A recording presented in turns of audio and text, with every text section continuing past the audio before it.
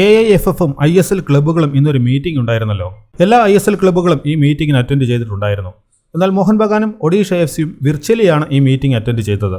മീറ്റിംഗിന് ശേഷം AIFF-ന്റെ പ്രസിഡന്റും മറ്റു ഭാരവാഹികളും പറഞ്ഞ പ്രധാന കാര്യം ഇതാണ്: ISL നടക്കും, അതിനു മുമ്പ് സൂപ്പർ കപ്പും ഉണ്ടാകും. സെപ്റ്റംബർ 3-ാമത്തെ ആഴ്ചയിലേക്കായിരിക്കും സൂപ്പർ കപ്പ് നടത്തുക. അടുത്ത 7 മുതൽ 10 ദിവസത്തിനുള്ളിൽ ഒരിക്കൽ കൂടി മീറ്റിംഗ് അറേഞ്ച് ചെയ്തിട്ടുണ്ട്. സൂപ്പർ കപ്പിന്റെ ഡേറ്റും ഫോർമാറ്റും തീരുമാനിക്കുന്നത് ആ സമയത്തായിരിക്കും.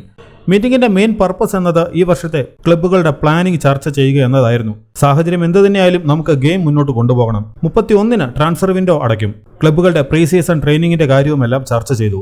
എന്നാൽ നമുക്ക് ഇതിന് പെട്ടെന്ന് ഒരു സൊല്യൂഷൻ എടുക്കുക എന്നത് ഇപ്പോൾ സാധ്യമല്ല. കാരണം ഇതിലൊരു തീരുമാനം ഇനി എടുക്കേണ്ടത് സുപ്രീം കോടതിയാണ്. ഞങ്ങൾക്ക് ഇതിൽ ഇനി ഒന്നും ചെയ്യാനില്ല. ഇതാണ് AIFF-ന്റെ ഭാരവാഹികൾ പറഞ്ഞത്. അപ്പോൾ സൂപ്പർ കപ്പ് നടക്കുമെന്ന് അവർ ഉറപ്പ് പറഞ്ഞിട്ടുണ്ട്. അടുത്ത 1-1.5 ആഴ്ചയ്ക്കുള്ളിൽ അതിന്റെ കൂടുതൽ വിവരങ്ങൾ നമുക്ക് അറിയാനാകും. ISL-ന്റെ കാര്യം ആശങ്കയിലാണെങ്കിലും ISL നടത്തും എന്ന് കല്യാൺ ചൗബെ ഉറപ്പ് പറയുന്നുമുണ്ട്.